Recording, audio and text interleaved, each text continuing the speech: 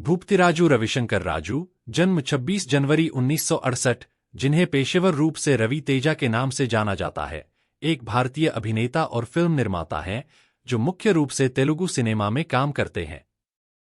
एक action comedy फिल्मों में अपनी भूमिकाओं के लिए जाने जाते हैं।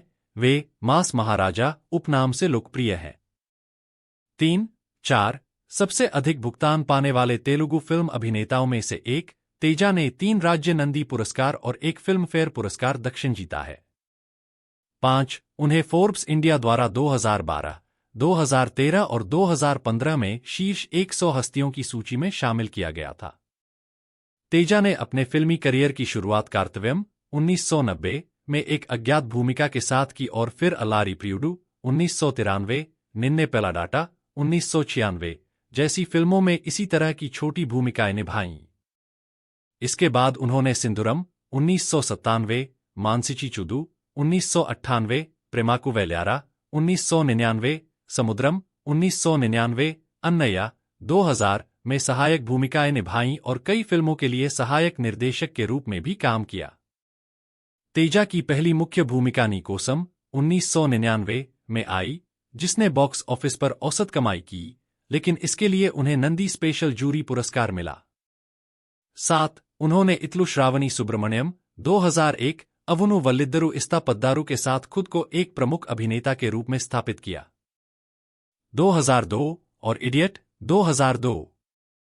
इसके बाद तेजा ने खड़गम 2002, अम्मा नन्ना ओ तमिला अम्माई 2003, वेंकी 2004, ना ऑटोग्राफ 2004, भद्रा 2005, विक्रमार्कुडु 2006, दुबई सीनू 2007 जैसी उल्लेखनीय फिल्मों में अभिनय किया। Krishna 2008, Neninthe 2008, Kick 2009, Shambo Shiva Shambo 2010, Don Seenu 2010, Mirapakay 2011, Balupu 2013, Power 2014, Bengal Tiger 2015, Raja the great 2017, Crack 2021, Dhamaka 2022 और वाल्टेर वीरैया 2023। रवि तेजा अपनी कॉमिक टाइमिंग के लिए काफी मशहूर हैं। रवि तेजा का जन्म आंध्र प्रदेश के पूर्वी गोदावरी जिले के जगंपेटा में हुआ था। 8 उनके पिता भूपतिराजू राजगोपाल राजू एक फार्मासिस्ट थे और उनकी मां भूपतिराजू राज्य लक्ष्मी एक गृहिणी थीं। रवि तेजा 3 बेटों में सबसे बड़े हैं।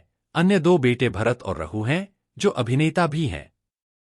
9 अपने पिता के काम की वजह से उन्होंने अपना ज्यादातर बचपन उत्तरी भारत में बिताया। उनकी स्कूली शिक्षा जयपुर, दिल्ली, मुंबई और भोपाल में हुई। 6 बचपन से ही उन्हें सिनेमा से लगाव था। वह अमिताभ बच्चन को अपना आदर्श मानते थे और घर पर उनकी फिल्मों के सीन को फिर से दोहराया करते थे। 9 बाद में वह अपने परिवार के साथ विजयवाड़ा चले गए। उन्होंने सिद्धार्थ डिग्री कॉलेज, विजयवाड़ा से कला में स्नातक की डिग्री पूरी की। 6 वह तेलुगु और हिंदी दोनों भाषाओं में पारंगत हैं और अंग्रेजी में बातचीत कर सकते हैं। अपनी स्नातक की पढ़ाई आधी पूरी करने के बाद 1988 में फिल्मों में अपना करियर बनाने के लिए वे मद्रास चले गए। 9 मद्रास में उनके शुरुआती वर्षों में YVS चौधरी और गुणाशेखर उनके रूममेट थे। 10 उन्होंने कार्तव्यम 1990, अभिमन्यु 1990, चैतन्य 1991, कलेक्टर गारी अलुडू 1992 और आज का गुंडा राज 1992 फिल्मों में छोटी भूमिकाएं निभाईं। रवि तेजा सहायक निर्देशक बन गए। उन्होंने कई बॉलीवुड के साथ साथ तेलुगु परियोजनाओं में भी काम किया, जिनमें प्रतिबंध, आज का गुंडा राज और क्रिमिनल शामिल हैं। 11 उन्होंने कृष्णा वामसी से मुलाकात की और 1996 की हिट फिल्म निन्ने पेलादाता के लिए उनके अधीन सहायक निर्देशक के रूप में काम किया। वामसी ने रवि तेजा को उस फिल्म में एक छोटी भूमिका में अभिनय करने का अवसर भी दिया। 1997 में सहायक निर्देशक के रूप में काम करते हुए रवि तेजा को कृष्णा वामसी द्वारा निर्देशित फिल्म सिंधुरम में सहायक भूमिका में अभिनय करने का अवसर मिला। 13 इस फिल्म ने तेलुगु में सर्वश्रेष्ठ फीचर फिल्म का राष्ट्रीय फिल्म पुरस्कार जीता। 14 इसके बाद रवि तेजा ने सीतारामा राजू, पदुथा त्यागा, मानसिची चूडू और SV कृष्णा रेड्डी की प्रेमाकु वेल्यारा फिल्मों में भूमिकाएं निभाईं। 1999 में उन्हें नी कोसम के लिए श्रीनु वैतला द्वारा एक प्रमुख भूमिका में लिया गया था। फिल्म ने सर्वश्रेष्ठ फिल्म का सिल्वर नंदी पुरस्कार जीता। रवि तेजा ने अपने प्रदर्शन के लिए सर्वश्रेष्ठ अभिनेता स्पेशल जूरी का नंदी पुरस्कार जीता। 15 इसके बाद वह कृष्णा वामसी की समुद्रम, चिरंजीवी की अन्नैया और बजट पद्मनाभम जैसी अधिक महत्वपूर्ण भूमिकाओं में दिखाई देने लगे।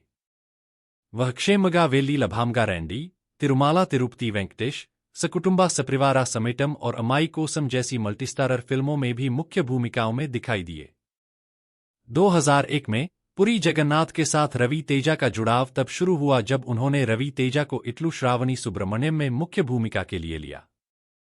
16 फिल्म एक व्यावसायिक हिट थी और एक एकल मुख्य अभिनेता के रूप में रवि तेजा को विश्वसनीयता मिली।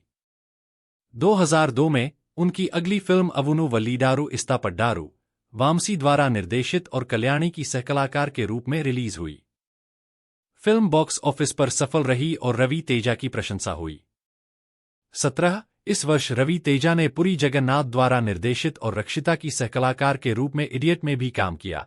यह एक ब्लॉकबस्टर हिट थी और रवि तेजा के अभिनय और संवाद अदायगी की आलोचकों और फिल्म देखने वालों ने समान रूप से प्रशंसा की।